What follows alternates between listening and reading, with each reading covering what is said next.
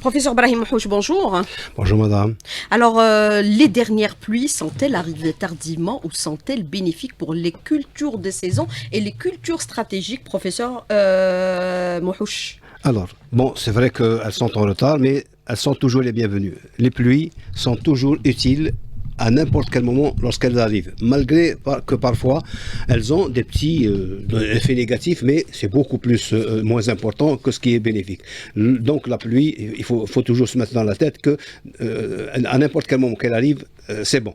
Alors, en espérant que ce ne soit pas sous forme d'orage, parce que dans certaines régions, ces dernières pluies ont fait beaucoup de ravages du point de vue inondation. Maintenant, pour ce qui est du retard,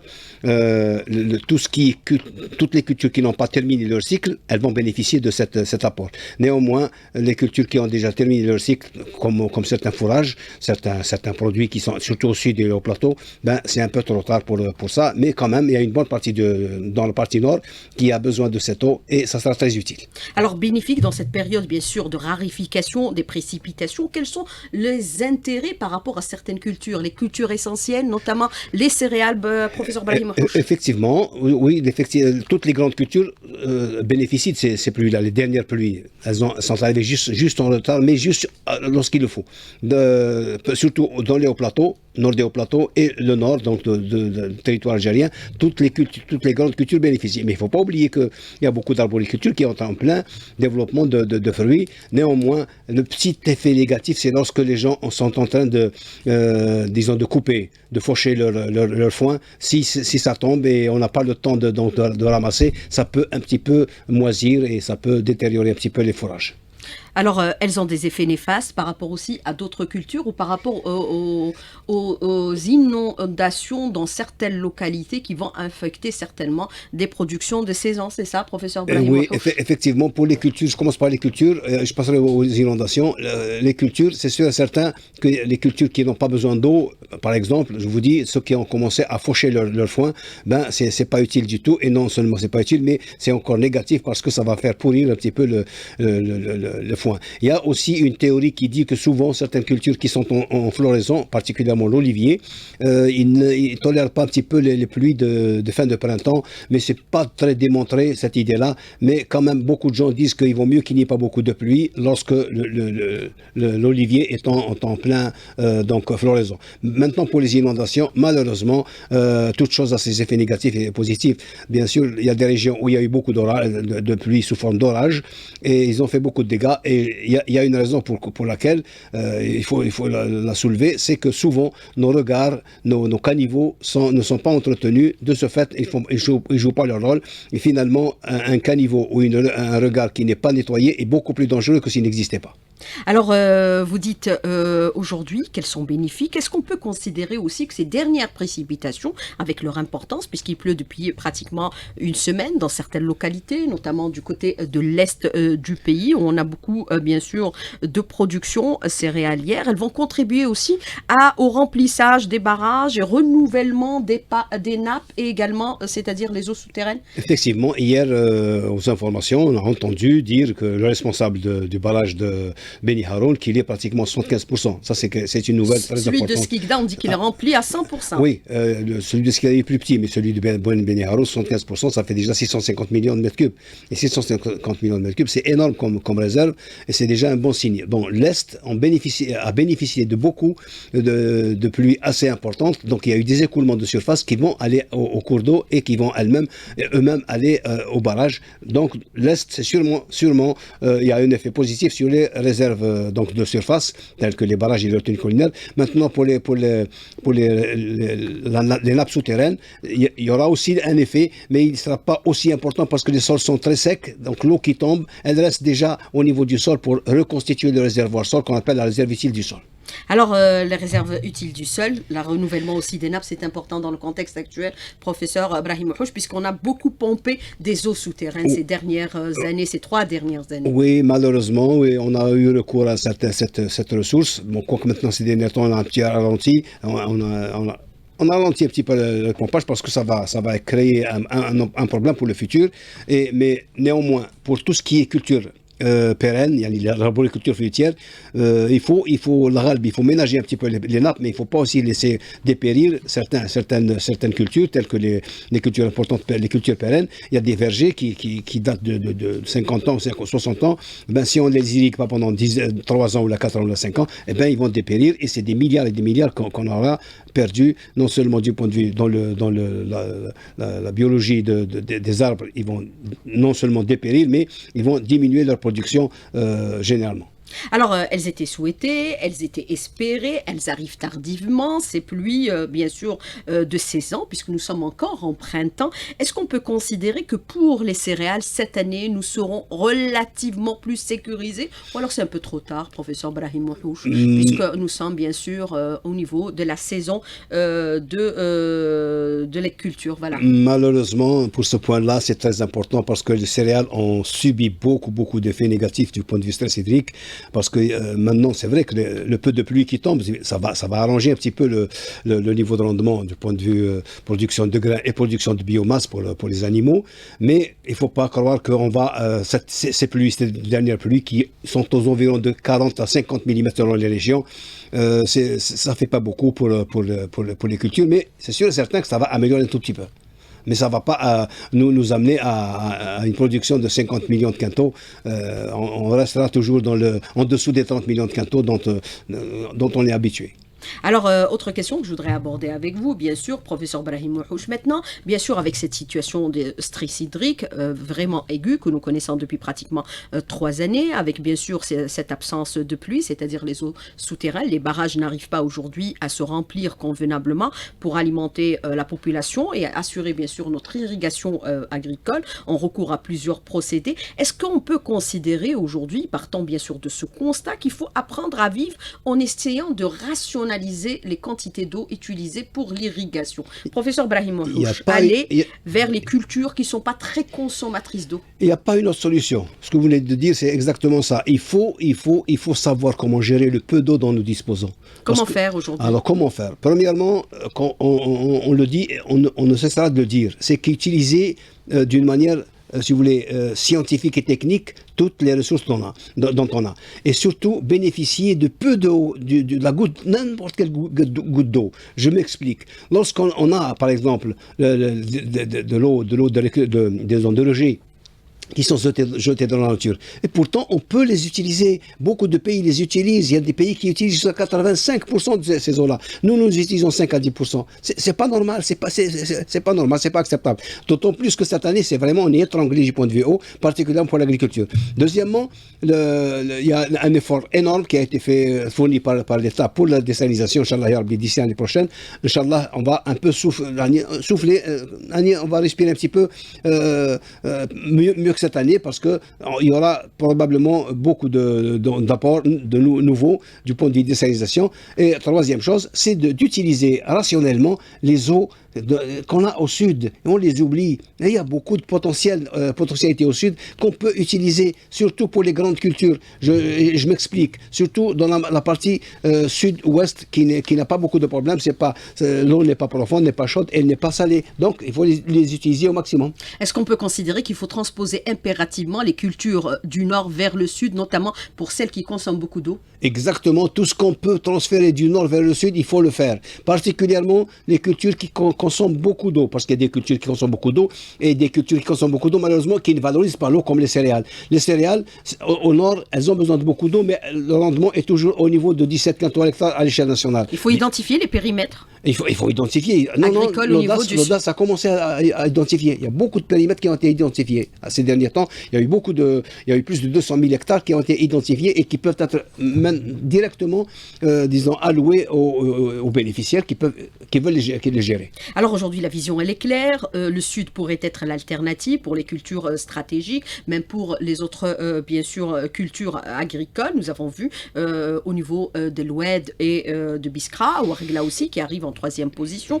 avec des cultures maraîchères de qualité. Est-ce qu'il faudrait aujourd'hui travailler sur, bien sûr, les mentalités qui doivent s'adapter à ce nouveau contexte, notamment les agriculteurs, pour qu'ils s'adaptent à cette situation aujourd'hui, professeur Brahim Mouhouch, puisque l'État a mis les moyens, il faudrait que tous les autres suivent et accompagnent cette dynamique. Exactement. On ne demande rien d'autre à l'utilisateur de l'eau. Je ne dis pas l'agriculteur, parce qu'il y a beaucoup de gens qui utilisent l'eau, il n'y a pas que l'agriculteur. Les utilisateurs doivent utiliser l'eau d'une manière scientifique et technique. Actuellement, on l'a toujours dit, tout est smart.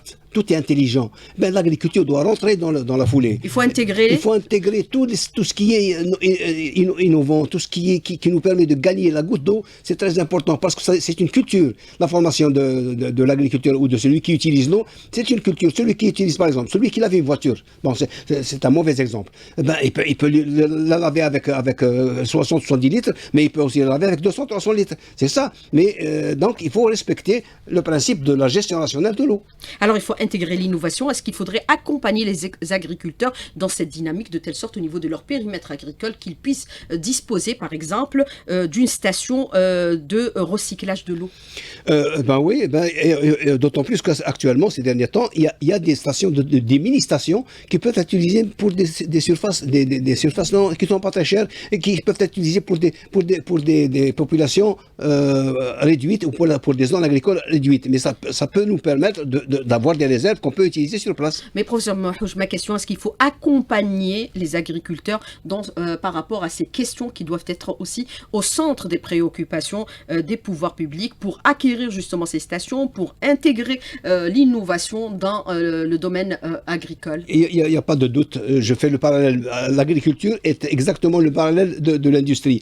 Actuellement, les industries et les domaines de l'agriculture doivent se prendre en charge du point de vue ressources hydriques. Tout ce qu'elles peuvent utiliser ou réutiliser sur place est le bienvenu. Pourquoi laisser l'eau partir à la mer ou là, dans un cours d'eau, là, dans un barrage pour le polluer, alors qu'on peut l'utiliser sur place et ça peut être très bénéfique pour l'agriculture et pour les autres secteurs, parce que si l'agriculture ne consomme pas beaucoup d'eau, les autres secteurs vont mieux respirer, surtout l'AEP et l'industrie, lorsqu'elle ne peut pas se pourvoir en eau.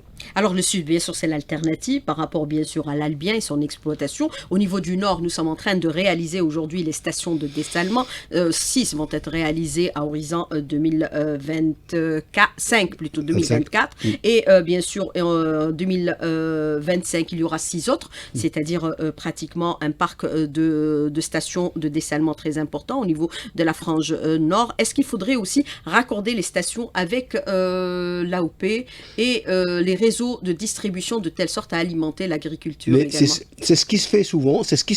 Puisqu'on dit on a le réseau. On dispose du réseau. Oui, on dispose du réseau. Partant des barrages, nous avons réalisé tous les réseaux. Avant-hier, il y a un exposant dans l'exposition de Polytech, ils ont parlé d'un problème lorsqu'il y a un refoulement vers un sens et où on a de l'eau qui vient dans l'autre sens, c'est un peu difficile de l'utiliser. Il faut que la population le sache. Si l'eau va dans le même sens, c'est très bien. On se branche, c'est très utile, on ne va pas refaire le réseau. Mais lorsqu'on a une conduite de refoulement qui va dans un sens est-ouest, alors que le dessalement vient de l'ouest vers l'est, c'est très difficile d'utiliser le réseau. Il faut savoir comment l'utiliser maintenant.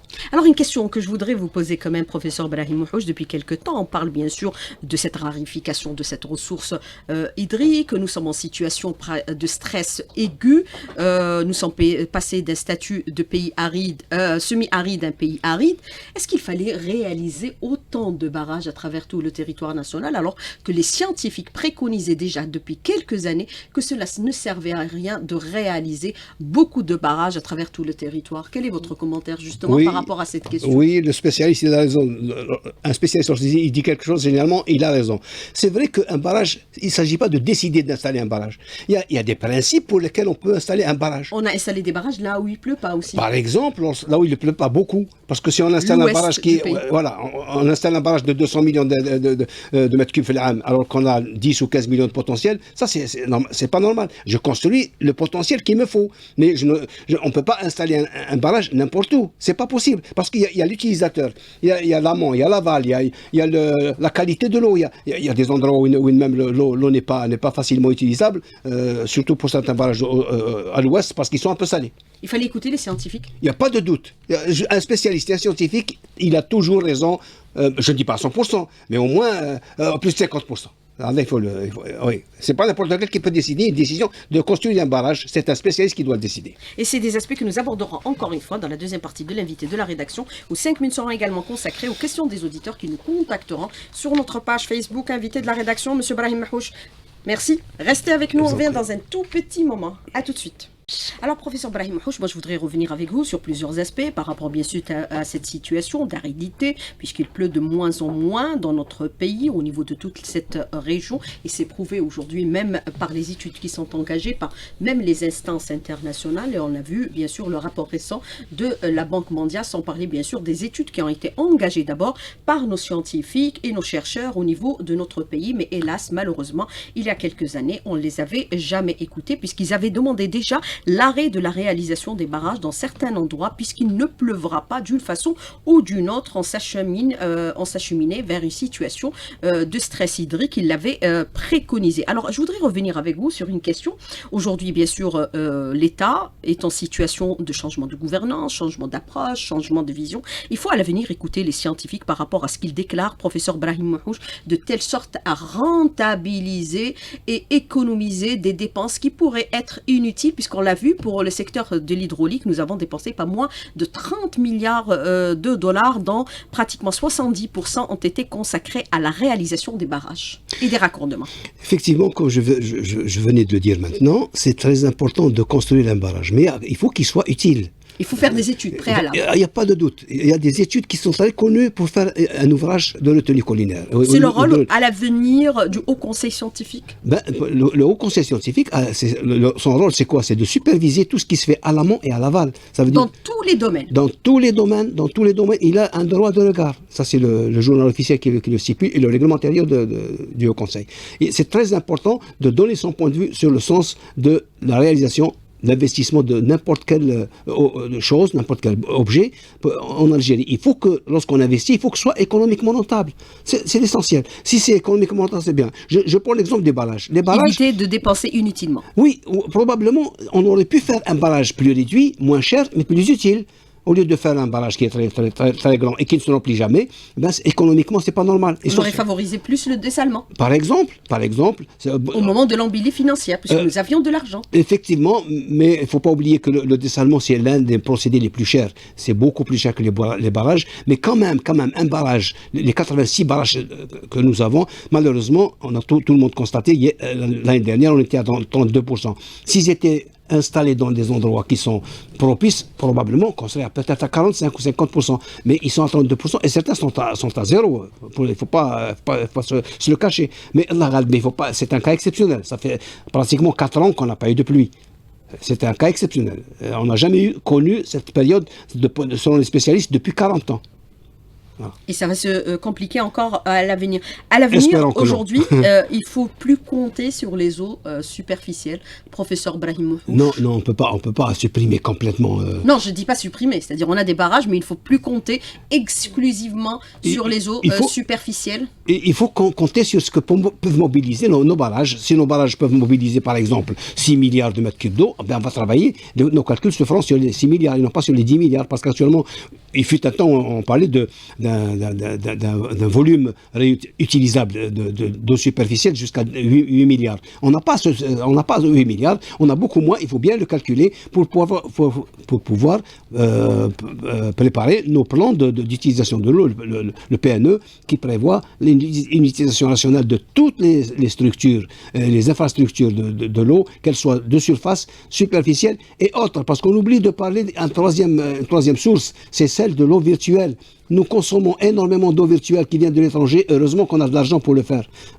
Et ça nous sauve un petit peu la face, ne serait-ce que temporairement. Tout ce qu'on achète de l'étranger ramène une sorte d'eau qui est virtuelle, qui n'est pas réelle, elle est virtuelle, mais c'est une eau qui a été consommée dans l'endroit où a été produit le produit, qu'il soit agricole ou de service ou industriel. Alors, toute goutte aujourd'hui d'eau est précieuse. Est-ce qu'on peut considérer, avec ce qu'on a vu ces derniers jours, puisqu'il a plu à notre grand bonheur, ça rafraîchit un peu les températures, ça fait plaisir aussi de voir la pluie revenir, mais on n'a pas récupéré toutes ces eaux. Madame, on ne tire pas les enseignements oui, du passé aujourd'hui, professeur Brahim Mouchouch. Cela fait mal au cœur un peu. C'est un peu difficile de voir ces eaux se déverser vers la mer. Effectivement, mais c'est un mal pour le recycler. C'est un mal obligatoire. Il fallait s'y prendre à l'avance pour pouvoir faire ce qu'on appelle la collecte des eaux pluviales. Mais comment faire cette eau pluviale aujourd'hui? Il y a des techniques qui sont mondialement connues. Il faut qu'on s'y mette aussi. C'est le rôle des collectivités locales? Non, les collectivités locales, ils ont tellement de choses à faire. Et je pense que c'est un peu plus haut que ça. C'est au niveau des ministères ou des structures qui sont spécialisées. Parce qu'on peut collecter beaucoup d'eau. Il y a des pays qui sont spécialisés dans le domaine. Par exemple, la Jordanie et la Syrie, ils sont très spécialisés dans le domaine. Ils collectent pratiquement tout ce qui coule à la surface du sol. Nous, cette technique, on ne l'utilise pas. Et on peut l'utiliser parce que toute l'eau qui coule sur une surface imperméabilisée, qu'elle soit agricole ou goudronnée ou bétonnée ou engazonnée, c'est de l'eau qui peut être récupérée et qui peut être réutilisée. Je ne dis pas qu'on va la boire, mais au moins qu'on l'utilise dans les domaines qui ne sont pas dangereux, en agriculture, en industrie, ou bien pour les autorités locales, pour les instances locales, pour laver les trottoirs, pour les incendies, pour irriguer les forêts, pour irriguer les pépinières. Il y a beaucoup de choses qu'on peut faire.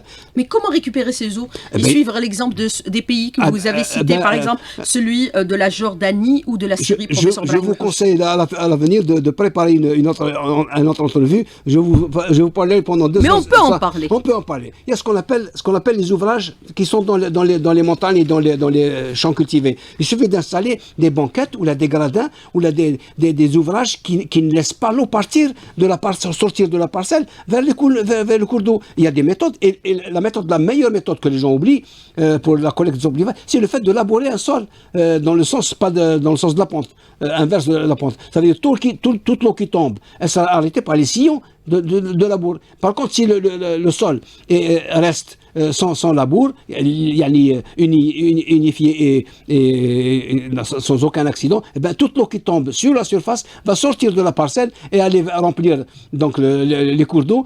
S'il n'y a pas de barrage, ça va aller à la mer, malheureusement. Il y a beaucoup de techniques de collecte d'eau pluviale mondialement connues. C'est très connu. On peut en discuter un jour. Les bassins versants aujourd'hui. C'est ça. Leur importance. Oui, voilà, la collecte de ces eaux. Un bassin versant, c'est quoi? C'est un bassin versant. C'est un bassin sur lequel qui collecte et qui renverse. Exactement. L'eau tombe parce que on parlait de barrage. Un barrage se trouve à l'aval d'un bassin versant. Donc toute l'eau qui est en excès, qui va ruisseler, qui est de l'ordre qui varie de 10% à 25% en Algérie, toute l'eau qui va ruisseler en surface sera stoppée par l'ouvrage de collecte, qu'il soit barrage, retenue collinaire ou n'importe quelle digue de retenue. C'est ça les méthodes. Il faut savoir utiliser les eaux qui coulent en surface pour les utiliser. Alors on a réalisé les barrages, on met en place les stations de dessalement, mais on ne met pas une politique d'économie de l'eau de telle sorte à récupérer chaque goutte qui tombe du ciel. Professeur Brahim Mouchouch, par exemple, en démultipliant le nombre de bassins versants, on n'a pas réalisé suffisamment de bassins versants où on en a en quantité importante qui sont sous-exploités aujourd'hui. Ces derniers temps, j'ai constaté, je peux vous donner même l'endroit où j'ai vu ça, il y a des agriculteurs actuellement qui se mettent ils sont mis à construire des retenues collinaires, des petites retenues collinaires. Lorsqu'il y a un petit bassin versant. Par le passé. Oui, lorsqu'il y a un petit bassin versant chez un agriculteur. Pour alimenter le cheptel. J'en ai vu du côté de Boumerdès, du côté de Délice, pour abreuver le cheptel et pour l'utiliser pour l'agriculture. Donc c'est des techniques, là où il y a de l'écoulement de surface. Il ne faut pas le laisser aller sortir de l'endroit du bassin versant. Il ne faut pas qu'il aille vers la mer, il faut qu'il soit stoppé de n'importe quelle manière pour l'utiliser. L'exemple le plus connu, c'est quoi? C'est les bâches à eau. Les bâches à eau. En Jordanie, lorsqu'on veut construire une villa ou une bâtisse, si on n'a pas de bâche à eau, on ne leur donne pas l'autorisation. C'est-à-dire que toute l'eau qui tombe sur la terrasse doit être collectée. On ne va pas la boire, mais au moins on va l'utiliser pour les choses qui... Et c'est une région qui est riche en pluviométrie. Exactement. Oui, exactement. C'est très important d'utiliser les techniques, ce qu'on appelle les techniques de collecte des eaux pluviales. Le water harvesting, il est très connu, mondialement connu. Surtout dans les pays qui souffrent du manque d'eau, comme nous. Mais pour la question de l'économie de l'eau, aujourd'hui, c'est devenu une denrée très très précieuse. L'enjeu, il est important. C'est notre sécurité alimentaire. C'est une question aussi de souveraineté nationale. Et on a vu aujourd'hui les questions d'enjeux internationaux. Par rapport à cette question, est-ce qu'il faudrait revenir aussi à des méthodes qui existent dans notre pays, qui sont des exemples mondialement reconnus, comme par exemple le partage de l'eau au niveau de certaines localités du sud du pays, comme Timimoun ou d'autres localités, les Fougara. Oui, les Fougara... qui permettent d'alimenter de façon équitable et juste tous les agriculteurs. Exactement, il y a à boire et à manger en parlant de Fougara. Mais c'est des exemples millénaires, mais qui ont bien marché. Ça a permis aux populations du sud... Et ça n'a pas créé de conflit. Du sud-ouest de l'Algérie, ça a permis aux populations depuis des milliers d'années de vivre normalement, d'une manière très harmonieuse et très organisée. Il y a même des spécialistes étrangers qui sont venus, ils sont étudier installés, les cas de Fougara. Définitivement pour voir comment ça fonctionnait. Ils sont restés pendant 30 ans. Je ne cite pas le nom, ils sont connus ces gens-là, parce que c'était très important. Mais le problème maintenant qui se pose pour la Fougara, en elle-même, historiquement, il faut la maintenir, il n'y a pas à discuter. Mais ça me permet aussi de mettre fin au litige entre la population locale. Oui, la méthode de gestion, il la maîtrise très bien. Mais le problème, le seul défaut qui reste pour la Fougara, c'est l'enfer. Gérer une Fougara, moi j'ai vu comment que les gens travaillent pour la nettoyer, pour la gérer. C'est une quantité d'eau qui est très minime, qui fait vivre les gens, mais c'est très difficile de la gérer et ça coûte. Mais c'est une gestion écologique aussi. Il n'y a pas de doute, Il faut former. Pour la culture et historiquement, il faut la maintenir, il faut la développer, parce que qu'est-ce qui me dit que d'ici 100 ans ou 1000 ans, on ne va pas revenir à ce système-là? Si le problème d'eau continue à se poser de cette manière, on va revenir à ce qui est ancestral. Et ça va créer des conflits et des guerres à cause de l'eau. Oui, à travers le monde, on le préconise déjà. Pas seulement en Algérie. À travers le monde, il y a beaucoup de guerres qui vont éclater avant nous.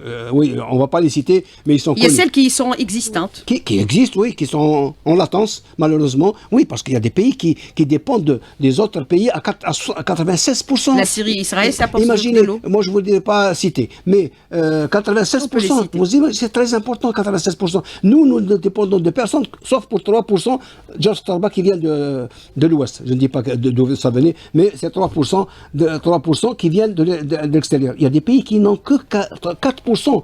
On a 97% qui est algérien. Même si on a peu d'eau, c'est notre eau.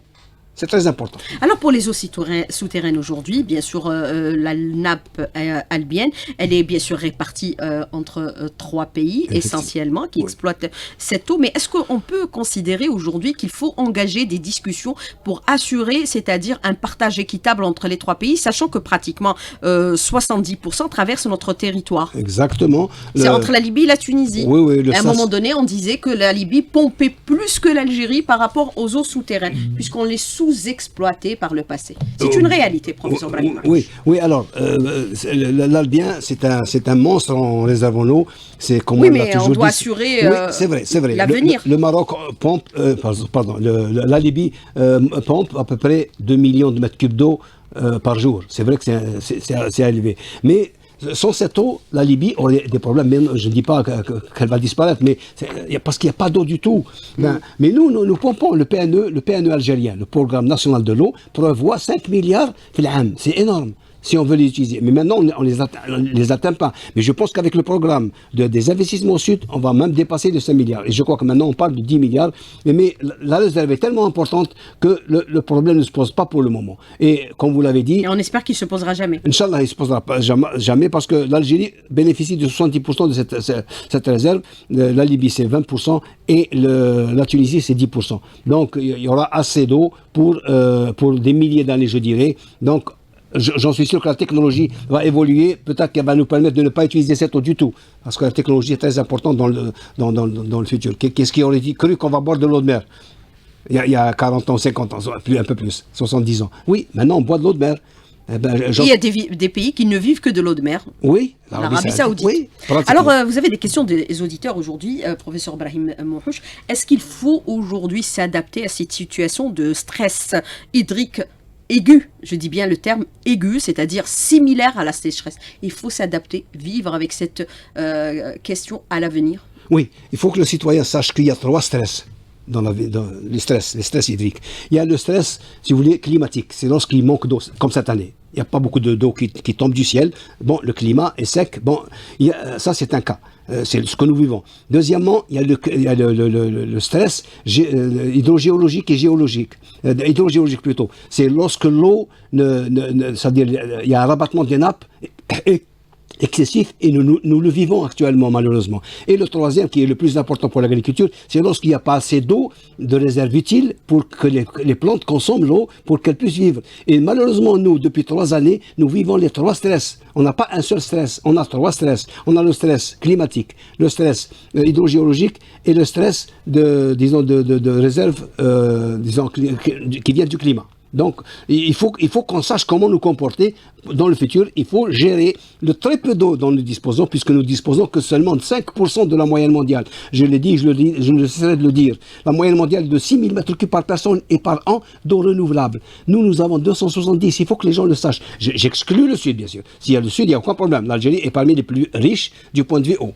Alors il faut aussi qu'on change par exemple notre façon aussi d'assurer notre agriculture, passer de l'agriculture traditionnelle à une agriculture innovante et moderne aujourd'hui impérativement, notamment au sud du pays, puisque l'audace va distribuer encore des lots de terrain exigés, c'est-à-dire un contrat de performance pour intégrer l'innovation. Exactement. L'introduction. Le monde, ça y est, il est virtuel, Oui, professeur Brahim. Il faut qu'on s'y adapte. L'introduction des nouvelles technologies et des sciences et de la technologie dans le domaine de l'agriculture, j'en suis sûr certain qu'il sera très utile. Actuellement, nous, on est loin de ça, mais actuellement, il y a des pays qui misent beaucoup plus sur les cultures hors sol, qui n'ont même pas de sol, ce qu'on appelle l'hydroponie. Il y a même des cultures verticales.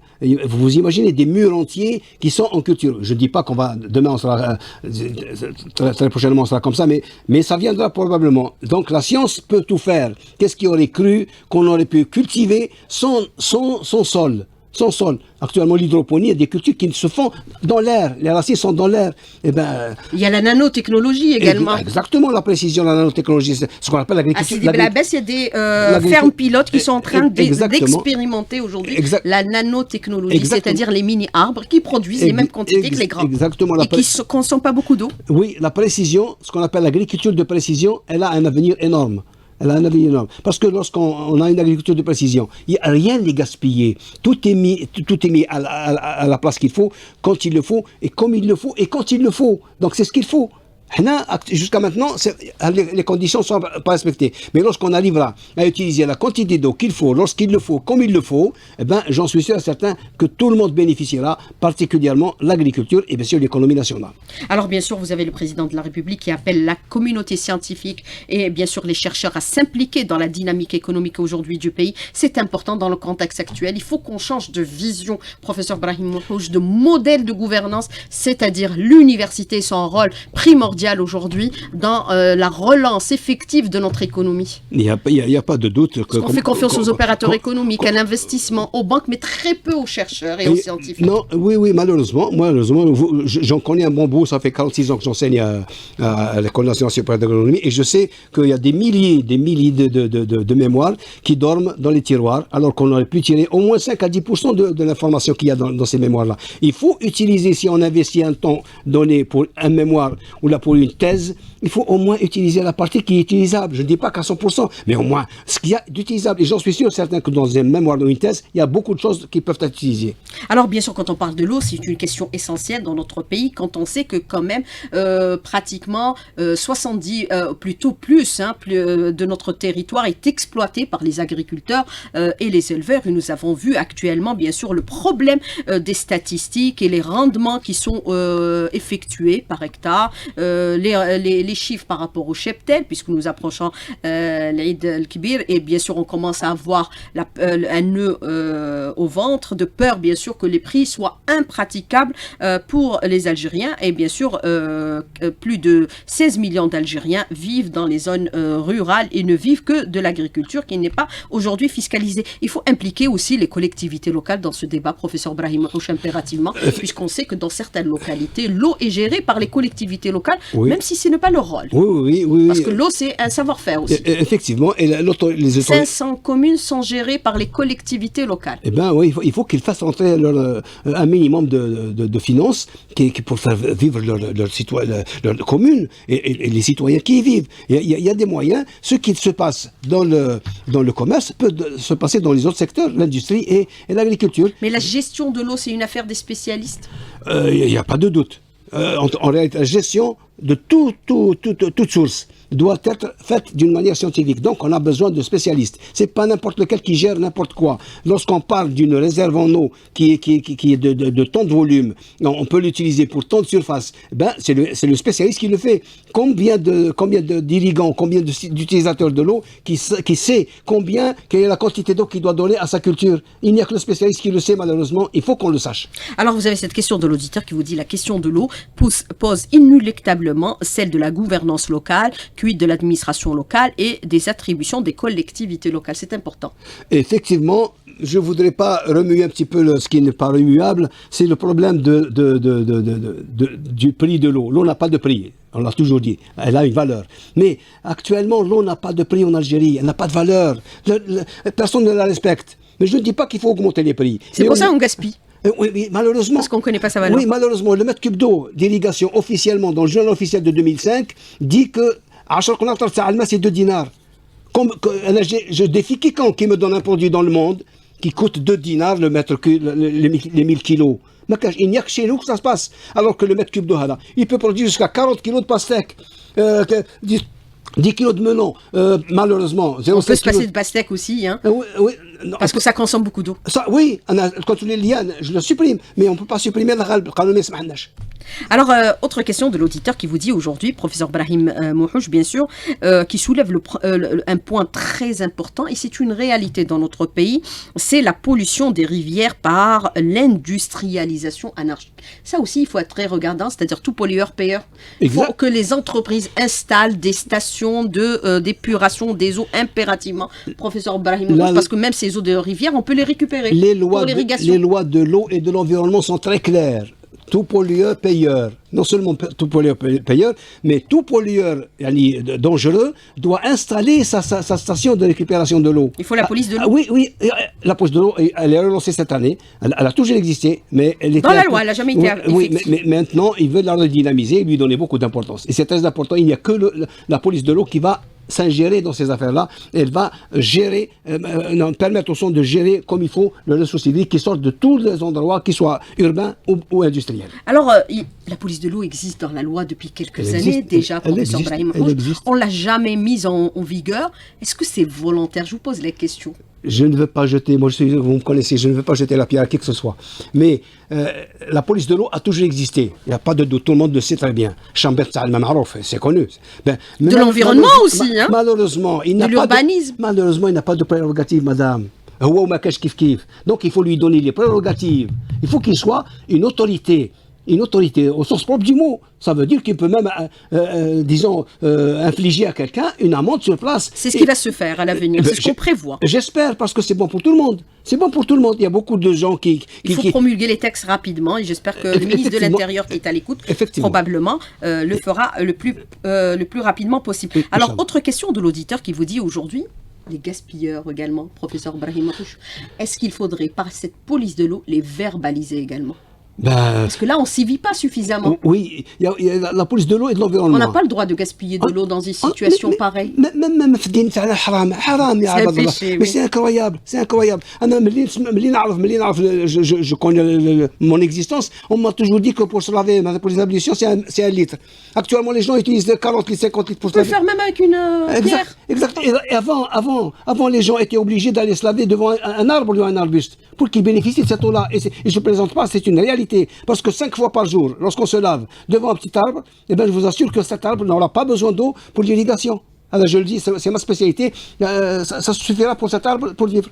Alors, on a soulevé la question des Fougara par rapport à ce modèle de répartition équitable de l'eau entre, bien sûr, tous les exploitants. C'est un modèle qui est reconnu mondialement, même si c'est préservé aussi, c'est classé comme étant un patrimoine universel de l'humanité également, professeur Brahim Mouhouch.